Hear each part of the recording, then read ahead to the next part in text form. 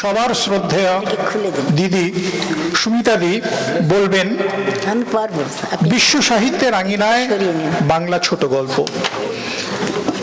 এটা ঠিক, এই বিষয়ের, এই ধরনের একটি বিষয়কে নিয়ে 20 মিনিটের মধ্যে আলোচনা করা অত্যন্ত দুরূহ কাজ। তা সত্ত্বেও আমরা এমন একটি আবদার নিয়ে দিদির কাছে গিয়েছিলাম যখন, তিনি আমাদের নিরাশ করেননি। ফলে এখন তাকে অনুরোধ করব এই বিষয়ে আলোচনা করতে। বিশ্ব সাহিত্যের আঙিনায় বাংলা ছোট গল্পের অবস্থান। বিশ্ব সাহিত্যের আঙিনায় বাংলা ছোট গল্পের অবস্থান। বিষয়টি কোন জায়গা থেকে শুরু করব, এটা একটা প্রশ্ন। তা যেদিন থেকে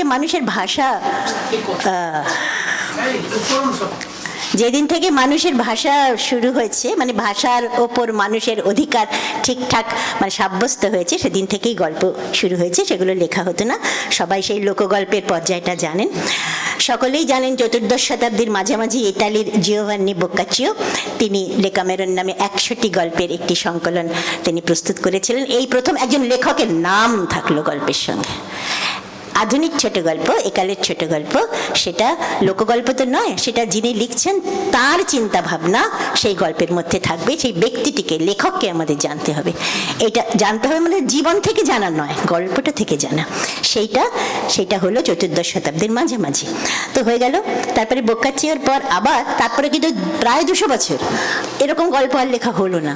এই ধরনের গল্প লেখা হলো আবার আমেরিকাতে 19 শতকের প্রথমার্ধে। তাদের নাম আপনারা জানেন, Washington Irving, Nathaniel Hawthorne, Edgar Allan Poe. 19 শতকের দ্বিতীয়ার্ধে চেখভ, টলস্টয়, ফ্রান্সে মোপাসা ইত্যাদি।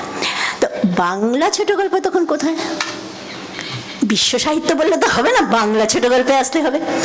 19 শতকের দ্বিতীয়ার্ধে এসে গেল বাংলা ছোট গল্প। বঙ্কিমচন্দ্রের বঙ্গদর্শন 1872, 1872 থেকে 1891 এর মধ্যে কিছু কিছু গল্প জাতীয় নয়, গল্পই লেখা হলো। সেগুলো অনেকে বলেন খুব ভালো গল্প নয়, নয়তো নয়। প্রথম শুরু হচ্ছে, আর কোনটা ভালো কোনটা খারাপ সে তো যিনি পাঠক তিনি ঠিক করবেন। এটাই এখন সবাই স্বীকার করেছে, সবাই মেনে নিয়েছে। তা এর মধ্যে 1891 বাংলা ছোট গল্প, এই বাংলা ছোট গল্প এবার আসছে। রবীন্দ্রনাথ, হিতবাদী পত্রিকা, এক মুহূর্তেই বাংলা ছোট গল্প বিশ্ব ছোট গল্পের সমমানে পৌঁছে গেল। 1891 থেকে হিতবাদী পত্রিকায় চলতে থাকুক।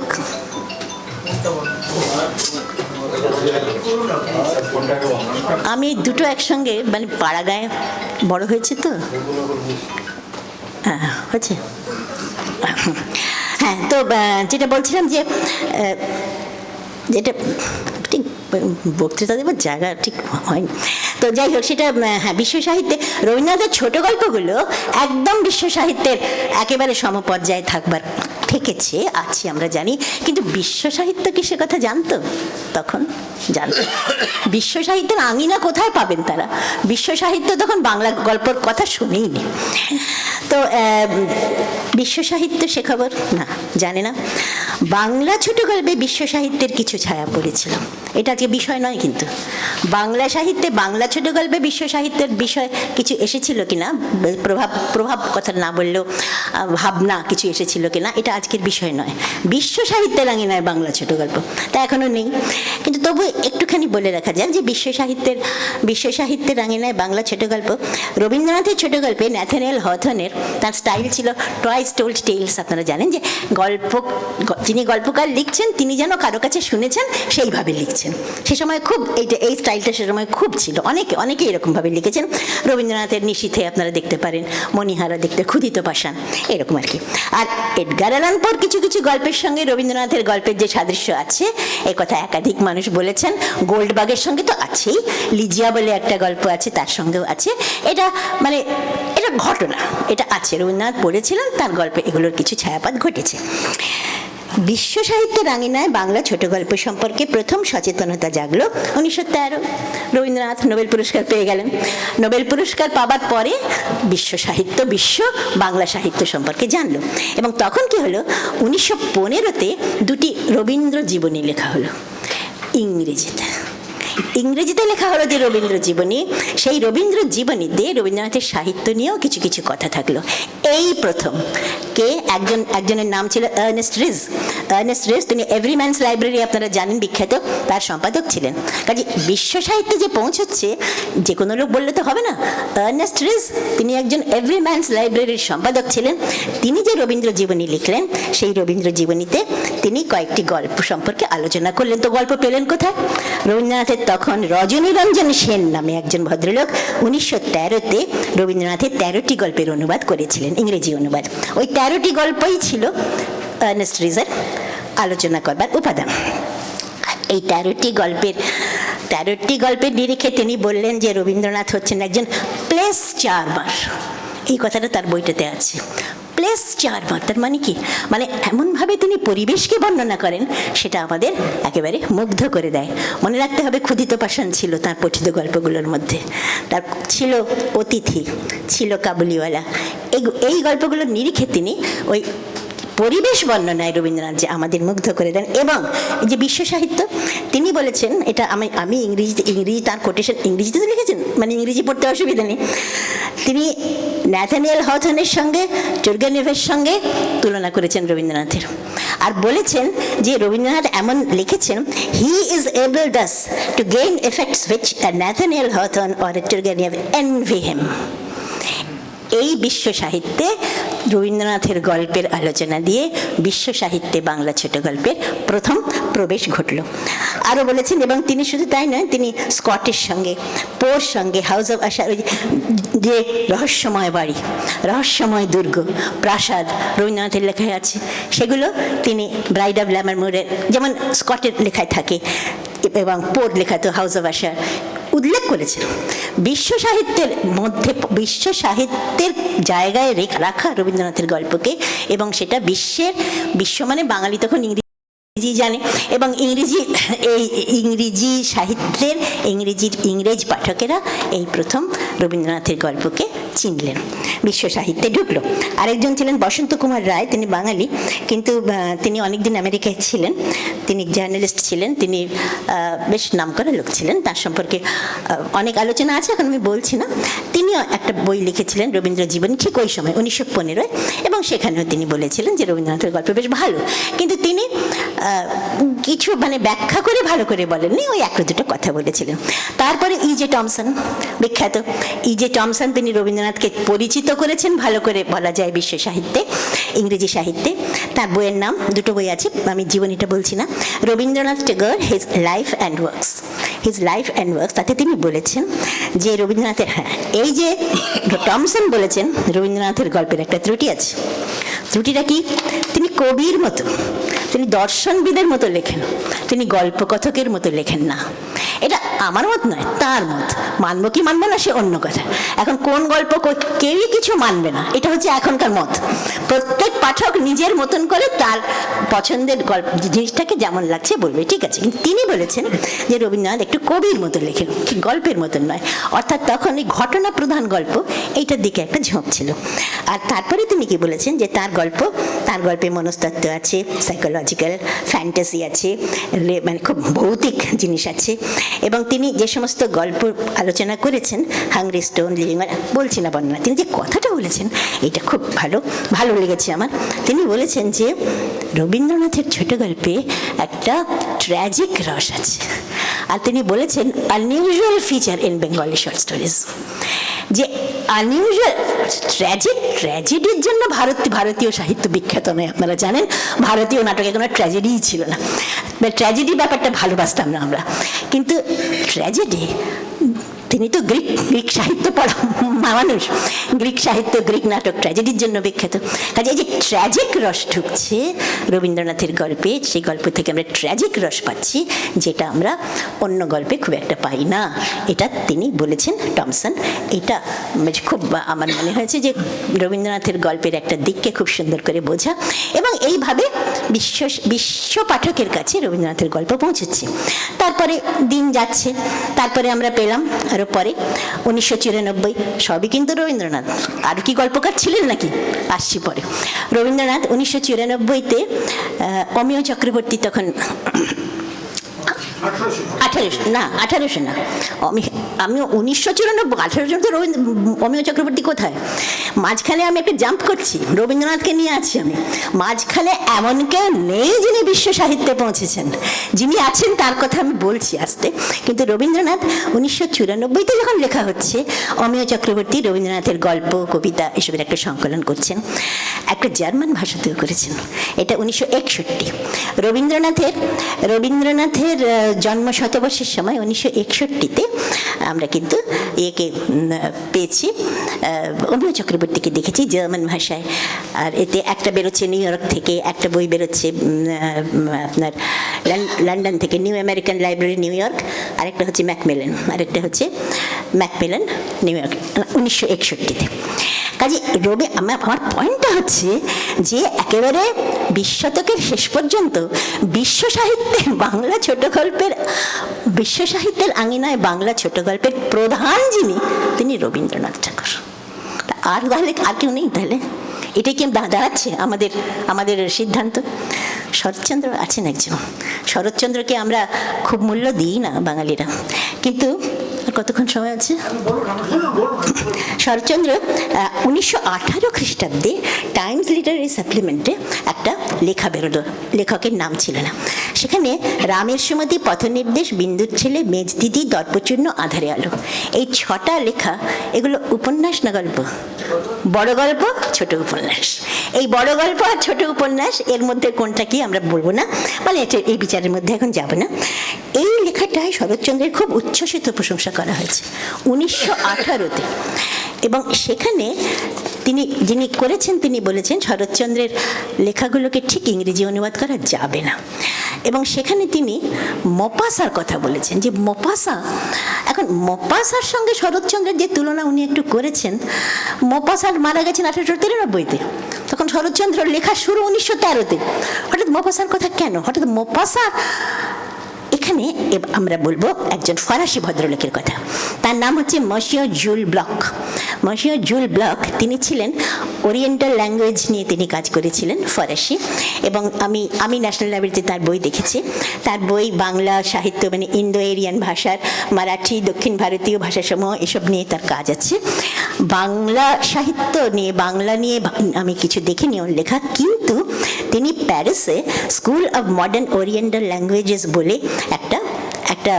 একটা প্রতিষ্ঠান স্থাপন করেছিলেন। সেখানে নিয়মিত আলোচনা হতো, এবং সেখানে হয়তোবা 1914 থেকে 1918-র মধ্যে কোনো সময় মপাসার সঙ্গে শরৎচন্দ্রের সম্পর্কিত কোনো কথা হয়তোবা কেউ বলেছে, এটা জানি না এই কারণে যে এই জুল ব্লকের লেখা আমি তো দেখতে পাইনি, কিন্তু ওই 1918-র লেখাটাতে বলা হয়েছে যে মপাসার সঙ্গে শরৎচন্দ্রের একটা তুলনা করা হয়েছে। এই সূত্রে আমি কথাটা বললাম, খুঁজে পাইনি কোথাও।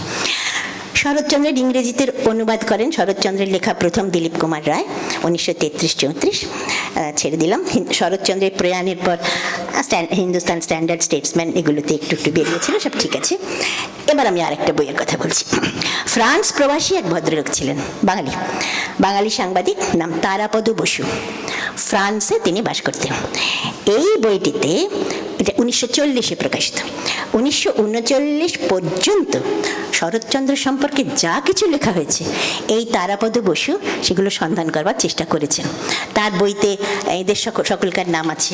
তার বইতে সুবোধচন্দ্র সেনগুপ্ত, প্রমথনাথ, নরেন্দ্র দেব, তাদের বইয়ের নাম আছে। তার বইটি ফরাসি ভাষায় লেখা। আমার কাছে লেখাটা আছে, তার ইংরেজি অনুবাদ হবে the Bengali society of 20th century in the works of Saratchandra Chatterjee. The Bengali society of 20th century in the works of Saratchandra Chatterjee. এই বইটাও ন্যাশনাল লাইব্রেরিতে আছে, কিন্তু ফরাসি তো আমি পড়তে পারিনি। সেই বইটার শুরুতে রোমারোলার একটা ছোট্ট চিঠি মুদ্রিত হয়েছে, 1940। কিন্তু রোমারোলা বলছেন, আমি শরৎচন্দ্রের কিছু লেখা পড়েছি এবং সেই লেখা আমার, সে হ্যাভ কমপ্লিমেন্টস এন্ড সিম্প্যাথি, তার লেখার সঙ্গে আমার সিম্প্যাথি আছে। সিম্প্যাথি কথাটা পড়ে আমার মনে হলো, সিম্প্যাথি মানে সহমর্মিতা, এই অর্থে তিনি বলেছেন। 1935-37 নাগাদ শরৎচন্দ্রের লেখা রোমারোলা পড়েছিলেন। তাহলে শরৎচন্দ্র কিন্তু রোমারোলা পর্যন্ত শরৎচন্দ্রের লেখা সেই সময় পৌঁছেছিল। গল্প না উপন্যাস, ছোট গল্প, আমার মনে হয় বড় উপন্যাসগুলো নয়, মনে হয়। এই প্রসঙ্গে একটা বাড়তি কথা বলি, সেটা হচ্ছে শরৎচন্দ্রের কিন্তু সার্ধ শতবর্ষ। আর আমাদের এখানে অনেক ফরাসি জানা ভদ্রলোক আছেন। এই তারাপদ বসুর ফরাসিতে লেখা বইটা এখানে কি এখন বাংলায় অনুবাদ হতে পারে না?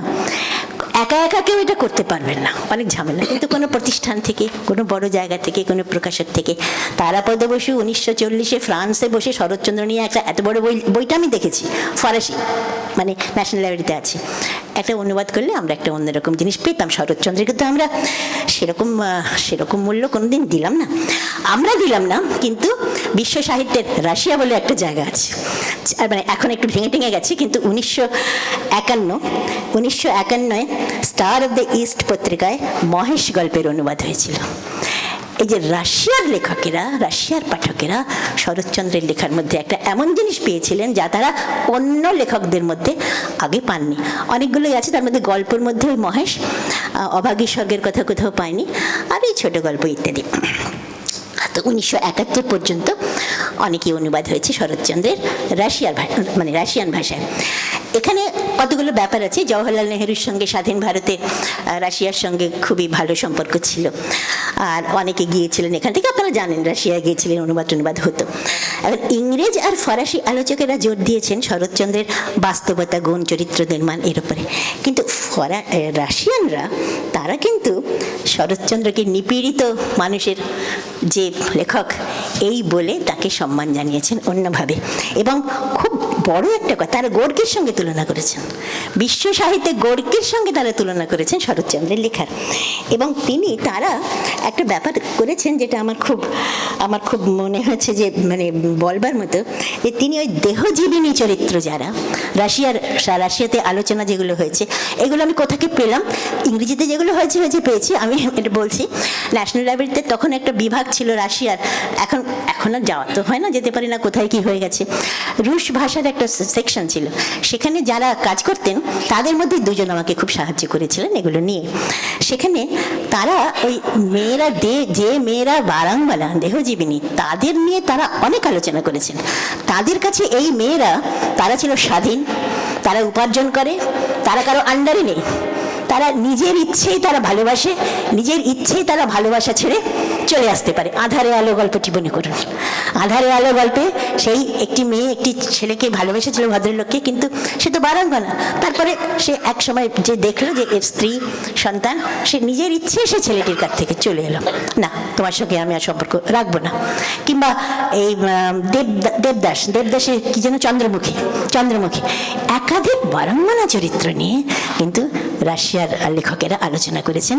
বিশ্ব সাহিত্যে শরৎচন্দ্র এইভাবে পৌঁছেছেন, এই দিক থেকে পৌঁছেছেন, অন্য কোন লেখক, রবীন্দ্রনাথ তো লেখেনি এদের নিয়ে, বঙ্কিম, রবীন্দ্রনাথ।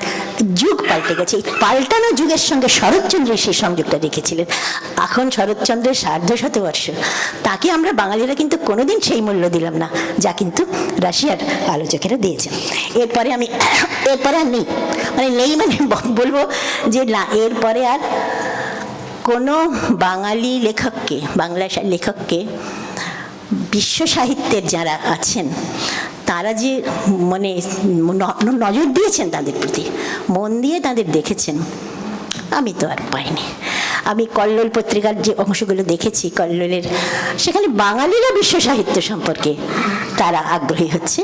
অনেক আছে এখানে, অনেক উদাহরণ আছে, রাশিয়াটা সমস্ত আছে, কিন্তু বাঙালিরা তো, এটা তো আমার বিষয় নয়। বাঙালি বিশ্ব সাহিত্য, বাঙালি ইংরেজি ছাড়িয়ে ফরাসি, রাশিয়ান এবং আরও অন্যান্য জায়গার সাহিত্য নিয়ে তখন আগ্রহী হচ্ছে। কিন্তু তারা আগ্রহী বাংলা সাহিত্য নিয়ে, বাংলা ছোট গল্প নিয়ে হচ্ছে।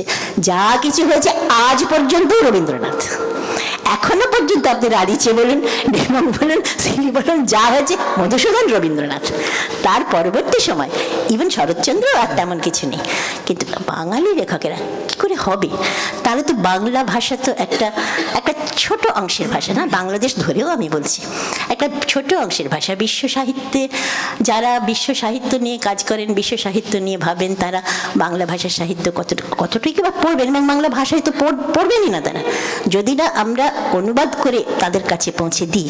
এই অনুবাদ করে পৌঁছানোর চেষ্টা একটা যিনি করেছিলেন, এইটা বলেই আমি আমার কথা শেষ করবো। সেটা হচ্ছে যে আগে এমনি তো বলেই দিলাম যে নেই, আর আমরা তো মানিক বন্দ্যোপাধ্যায়, তারাশঙ্কর, তাদের লেখা অনুবাদ করে বিশ্ব সাহিত্যের আঙিনায় রাখিনি। রেখেছি কি আমরা? আমরা কিছুই করিনি। আমরা বাংলা সাহিত্যকে বিশ্ব সাহিত্যে পৌঁছে দেওয়ার জন্য, বিশ্ব সাহিত্যের অঙ্গনে পৌঁছে দেওয়ার জন্য কিছুই করিনি। একটু একটু যা করেছেন তারা, হ্যাঁ, ছোট গল্প নয়, কিন্তু মধুসূদনকে এনেছেন রাধিচে, এনেছেন সিলি, রবীন্দ্রনাথকে তো এনেছেন, ডিমক এনেছেন, সাহেবরাই এনেছেন, কষ্ট করে। আমরা কিন্তু চেষ্টা করি সেখানে তাদের লেখা যে পৌঁছে দেব, এরকম করার চেষ্টা করিনি। একটা বইয়ের কথা বলে আমি শেষ করব। বইটার নাম হচ্ছে green and gold. Green and gold, stories and poems from Bengal. এটা হচ্ছে এটা কে করেছিলেন? হুমায়ুন কবিরের চেষ্টায় এটা হয়েছিল। এই মানুষটিকে আমরা মনে রাখি না। হুমায়ুন কবির, তিনি বাংলার সাহিত্যের জন্য, রবীন্দ্রনাথের জন্য এবং তাকে ছড়িয়ে দেওয়ার জন্য তিনি মন্ত্রীতন্ত্রী ছিলেন, রাজনীতি ছিলেন। সেই সময়কার রাজনীতিবিদরা আলাদা রকম ছিল। এই হুমায়ুন কবির কি যে কাজ করেছিলেন তা ভাবা যায় না। এই হুমায়ুন কবিরের এই যে বইটা, তার সঙ্গে তিনি তারাশঙ্কর এবং প্রেমেন্দ্র মিত্রকেও নিয়েছিলেন সম্পাদক হিসেবে। সেই বইটার কথা বলি। সেই বইটা 1957-তে প্রথম সংস্করণ, 1958-তে দ্বিতীয় সংস্করণ। কোথা থেকে প্রকাশিত হয়েছিল?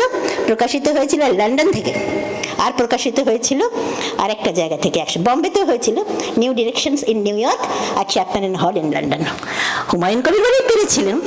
তিনি কিন্তু চেষ্টা করেছিলেন তার সাধ্যমতো 1957-58-তে বাংলা ছোট গল্পকে, বাংলা সাহিত্যকে নিউ ইয়র্কে, লন্ডনে, তিনি তার নিশ্চয়ই তার মন্ত্রীতন্ত্রী ছিলেন তখন, ব্যক্তিগত একটা ছিল, কিন্তু করে তো ছিলেন।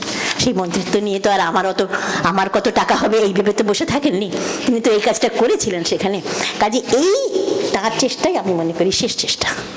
এরপরে এদের নিয়ে তার কন্টেন্টস কি ছিল? কন্টেন্টসটা আমি দেখলাম। বনফুল ছিলেন, বিভূতিভূষণ বন্দ্যোপাধ্যায়, মানিক বন্দ্যোপাধ্যায়, শরদিন্দু বন্দ্যোপাধ্যায়, তারাশঙ্কর বন্দ্যোপাধ্যায়, মনোজ বসু, আর the fly trap Narayan Gangopadhyay, এটা হচ্ছে টোপ, নারায়ণ গঙ্গোপাধ্যায়ের টোপ গল্পটা, সন্তোষ কুমার ঘোষের গল্প ছিল তাতে, সুবোধ ঘোষের গল্প ছিল তাতে। কাজে এইটাই বোধহয় আমি মনে করি 1957-58 আমাদের পক্ষ থেকে, বাঙালির পক্ষ থেকে বিশ্ব সাহিত্যের দরজায়, যদি খালি ইংরেজি হতো আমি বিশ্ব সাহিত্য বলতাম না। কারণ ইংরেজি করলে তো ভারতে তো ইংরেজি, মানে বাংলা দিয়ে তো ভারতে, মহারাষ্ট্রের, দক্ষিণ ভারতের কেউই তো বুঝবে না, তাদের অনুবাদই করতে হবে। কিন্তু তিনি যে নিউ ইয়র্ক থেকে প্রকাশ করার চেষ্টা করলেন, চেষ্টা লন্ডন থেকে করলেন, এই চেষ্টার পেছনে বিশ্বের পাঠক বাংলা সাহিত্য জানুক, এই যে চেষ্টাটা ছিল। হুমায়ুন কবিরকে আমি মনে করি, মানে আমি তো ওর সম্পর্কে যা জেনেছি এবং লেখাটেখাও পড়েছি, আমি খুব শ্রদ্ধা করি তাকে, বহু কাজ করেছেন। তো এইটাই আমি মনে করি শেষ প্রয়াস। তারপরে যা হয়েছে এখানে, এই দশক গল্প, এদের কমল মজুমদার ইত্যাদি সব কিন্তু ওখান থেকে আমরা নিয়েছি। আমরা এখানকার ছোট গল্পকে বা সাহিত্যকে ওখানে পৌঁছে দেবার চেষ্টা করেছি বিশ্ব সাহিত্যে, আমি এরকম পাইনি। এইটা বলেই আমি শেষ করব। আর ওখান থেকে যা নিয়েছি সেই কথাটা গেলাম না, অনেক কথা আছে, এটা শেষ করছি।